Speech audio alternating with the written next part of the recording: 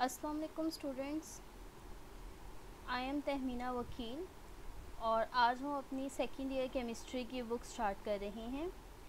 आपकी second year chemistry की book के टोटल 16 चैप्टर्स हैं, जिसमें फ़र्स्ट 6 चैप्टर्स जो हैं वो इनऑर्गेनिक केमिस्ट्री के हैं। ठीक है, इसमें फ़र्स्ट चैप्टर है about the periodic classification of elements and periodicity, जिसमें अब तक जितने भी नोन एलिमेंट्स हैं हम उनकी पीरियोडिक क्लासिफिकेशन के बारे में डिस्कस करेंगे कि इन तमाम एलिमेंट्स को कैसे स्टडी किया जा सकता है on the basis of their properties. Second chapter is about the S block elements, जिसमें एस ब्लॉक एलिमेंट्स के बारे में देखेंगे। ये एस ब्लॉक क्या है, ये जब आप पीरियोडिसिटी पढ़ेंगे तब आपको पता चलेगा। ठीक है, we will see it in detail in these chapters. Then the third chapter is about the group 3rd A and group 4th A elements. ठीक है, जिसमें group 3rd A 4th A elements की properties और इनके different compounds को study किया जाएगा. Then group 5th A and 6th A, ठीक है, जिसमें group 5th और 6th के atoms और इनके relevant compounds को study किया जाएगा. Then halogens and noble gases, and the last chapter of inorganic chemistry section is about the transition elements. उसके बाद हमारा स्टार्ट होता है ऑर्गेनिक केमिस्ट्री का पोर्शन। ऑर्गेनिक केमिस्ट्री में सबसे पहला चैप्टर है about the fundamental principles of organic chemistry, जिसमें ऑर्गेनिक केमिस्ट्री के बिल्कुल बेसिक कॉन्सेप्ट्स हम पढ़ेंगे। उसके बाद आगे मज़ीद चैप्टर्स हैं different classes of organic compounds की, like aliphatic hydrocarbons, aromatic hydrocarbons, alkyl halides, alcohols, phenols and ethers, aldehyde and ketones, carboxylic acids and macromolecules। ये 8 चैप्टर्स हैं आपके पास ऑर्गेनिक केमिस्ट्री के। उसके बाद आपके पास दो लास्ट में चैप्टर्स हैं, एक है इंडस्ट्रियल केमिस्ट्री से रिलेटेड और एक है एनवायरमेंटल केमिस्ट्री से रिलेटेड। इंडस्ट्रियल केमिस्ट्री में हम जो डिफरेंट कॉमन केमिकल इंडस्ट्रीज़ जो पाकिस्तान में वर्किंग कंडीशन में हैं उनके बारे में डिस्कस करेंगे, और लास्ट चैप्टर में हम different environmental effects of chemical changes के बारे में डिस्कस करेंगे। ठीक है, अब इस बुक्स में सबसे पहले जो मैं आपको पोर्शन स्टार्ट करवाने जा रही हूँ वो है अबाउट ऑर्गेनिक केमिस्ट्री। ठीक है, तो जो हमने फर्स्ट चैप्टर स्टार्ट करना है वो करना है 7th chapter, that is fundamental principles of organic chemistry. ठीक है, इसमें आपके पास डिफरेंट आगे टॉपिक्स हैं, इस जैसे इंट्रोडक्शन है, some features of organic compounds, importance of organic chemistry, sources of organic compounds and so on. ठीक है, तो सबसे पहले जो हम डिस्कस करने लगे हैं वो है अबाउट द इंट्रोडक्शन। ठीक है, अब इसमें आपके पास सबसे पहले इंट्रोडक्शन है बुक का, सॉरी ऑर्गेनिक केमिस्ट्री का। ठीक है, सो इसको हम डिस्कस करते हैं।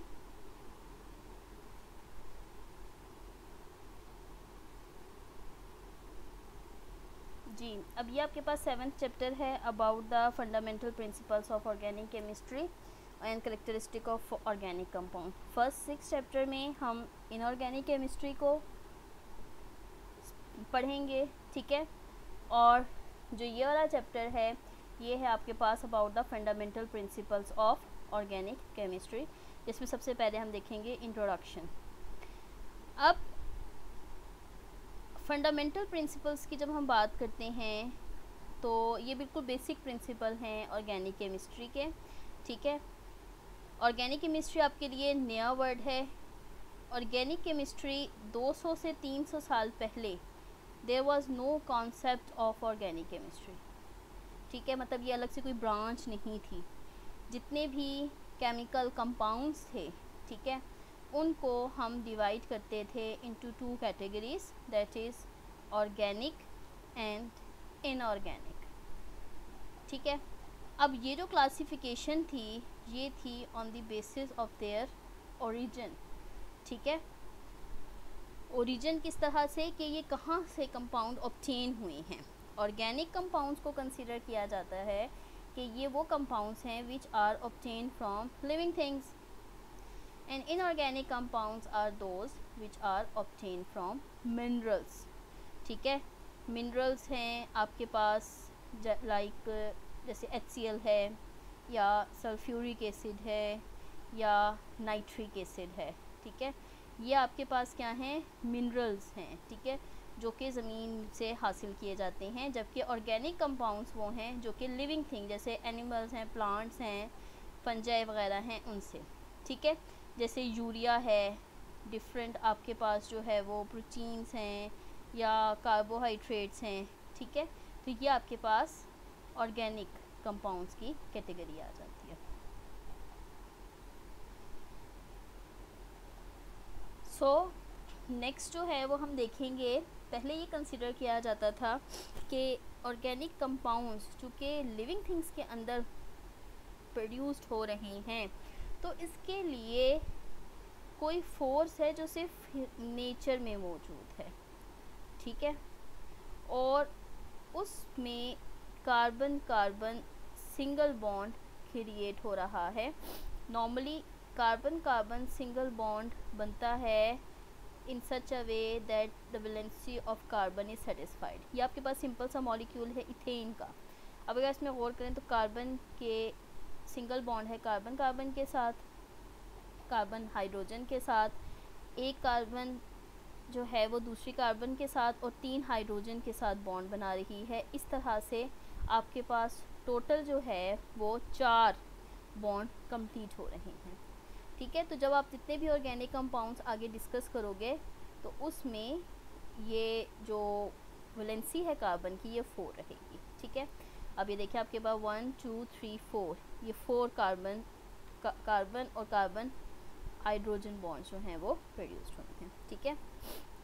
अब पहले ये कंसीडर किया जाता था कि इनऑर्गेनिक को ऑर्गेनिक में कन्वर्ट नहीं कर सकते, ठीक है, क्योंकि ये तो लिविंग थिंग के से ही प्रोड्यूस्ड होता है और लिविंग थिंग्स के अंदर एक फोर्स है, ठीक है। अब चूँकि ये फोर्स लिविंग थिंग्स के अंदर है जो कि ऑर्गेनिक कंपाउंड्स को प्रोड्यूस्ड करवा रही है, तो इस फोर्स का नाम रखा गया वाइटल फोर्स।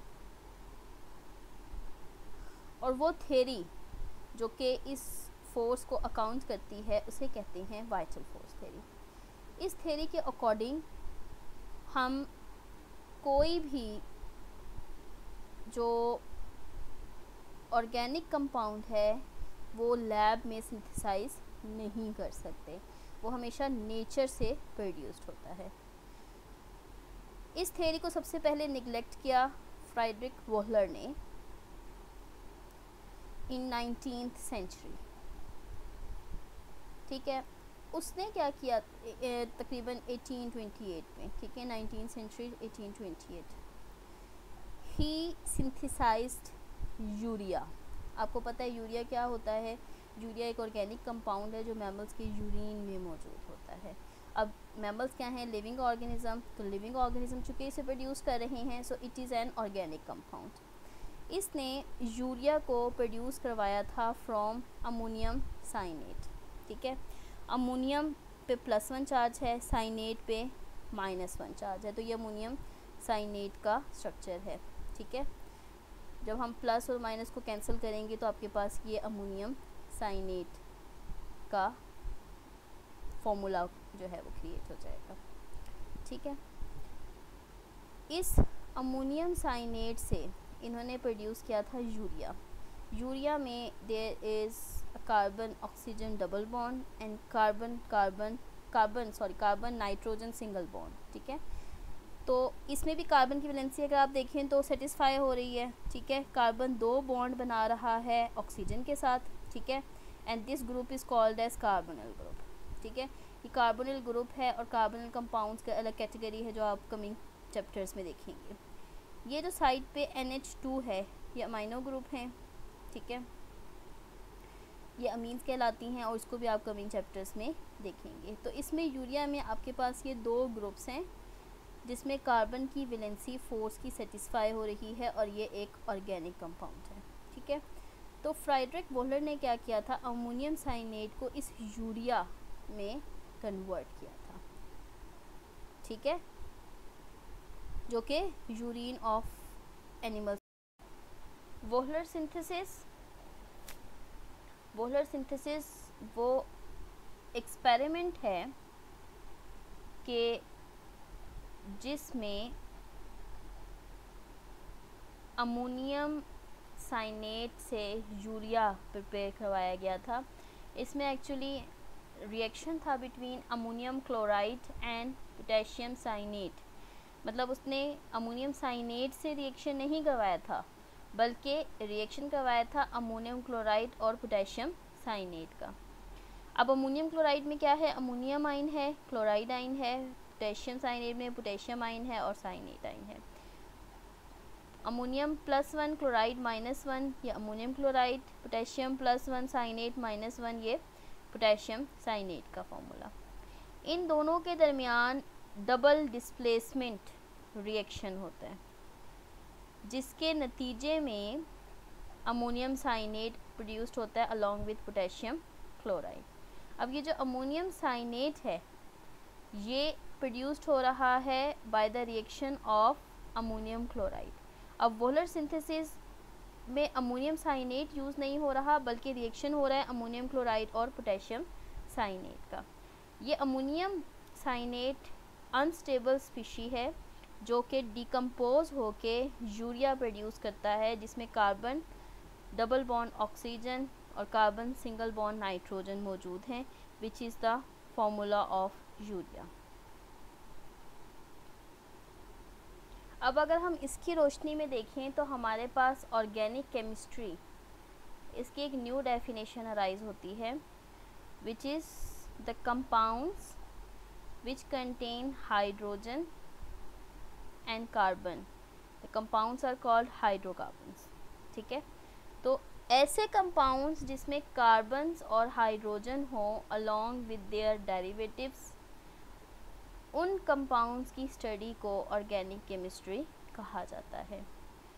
ठीक है,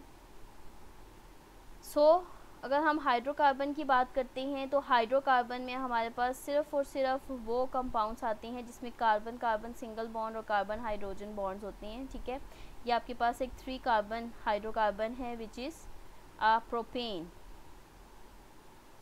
ठीक है, ये प्रोपेन का स्ट्रक्चर है, इसको आप मज़ीद चैप्टर 8 में डिटेल में पढ़ेंगे। ठीक है, अब इसमें देखें तमाम कार्बन्स की वैलेंसी 4 है, हर कार्बन 4 बॉन्ड बना रहा है। अगर मैं यहाँ एक हाइड्रोजन की जगह क्लोरीन लगा दूँ, ठीक है, तो क्लोरीन लगाने से ये हाइड्रोकार्बन का डेरिवेटिव बन गया which are called alkyl halides. ठीक है, तो आप हाइड्रोजन को हटा के हैलोजेंस लगा सकते हैं, ऑक्सीजन लगा सकते हैं, नाइट्रोजन लगा सकते हैं, सल्फ़र लगा सकते हैं, इसके अलावा फॉस्फोरस लगा सकते हैं। तो जब भी आप किसी एक हाइड्रोजन को रिप्लेस करके उसकी जगह कोई भी ये हेटेरो एटम लगाएंगे like halogens, oxygen, nitrogen, phosphorus, तो आपके पास डेरिवेटिव्स ऑफ हाइड्रोकार्बन्स प्रोड्यूस्ड होंगे। And the study of hydrocarbons and their derivatives they are included in organic chemistry. ठीक है, तो ये तमाम के तमाम देखें आपके पास हाइड्रोकार्बन्स आ जाते हैं। ठीक है, दे आर ऑर्गेनिक, लेकिन इसमें कार्बन डाइऑक्साइड इंक्लूड नहीं है। ठीक है, देखिए हमने क्या बात की, hydrocarbons means carbon and hydrogen. Carbon dioxide में ऑक्सीजन है, हाइड्रोजन नहीं है। ठीक है, इसी तरह से कार्बन मोनोऑक्साइड आ जाती है या कार्बोनेट्स आ जाते हैं जिसमें कार्बन और हाइड्रोजन नहीं है।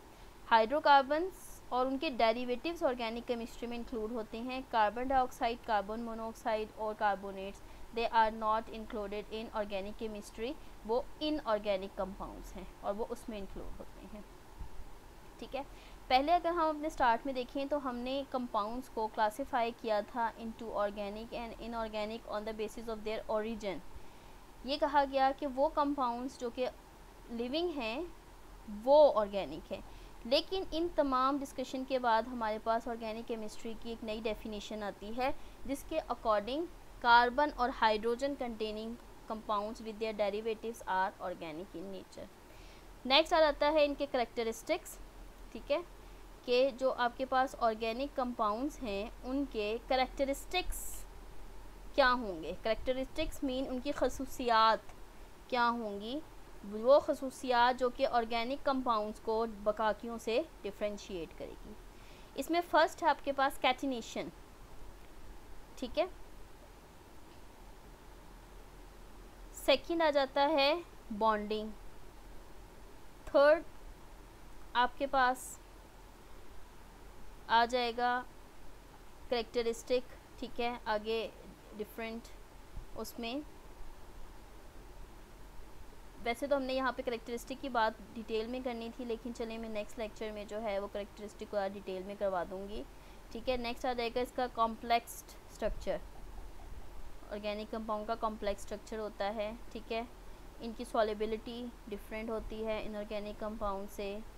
इसके अलावा इनका रेट्स ऑफ रिएक्शन डिफरेंट होता है। रेट ऑफ रिएक्शन मीन्स कि हाउ स्लो और how fast the reaction proceed, ठीक है। इसके अलावा दे show the phenomena of isomerism, ठीक है।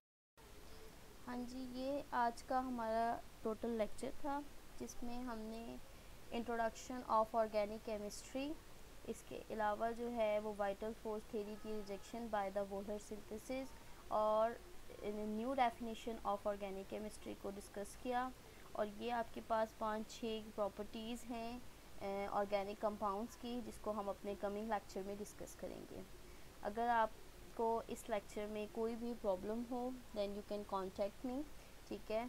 इसको अच्छी तरह से तैयार करें, इंशाल्लाह फिर नेक्स्ट लेक्चर जो है वो आपका अपलोड कर दिया जाएगा। अल्लाह हाफिज़।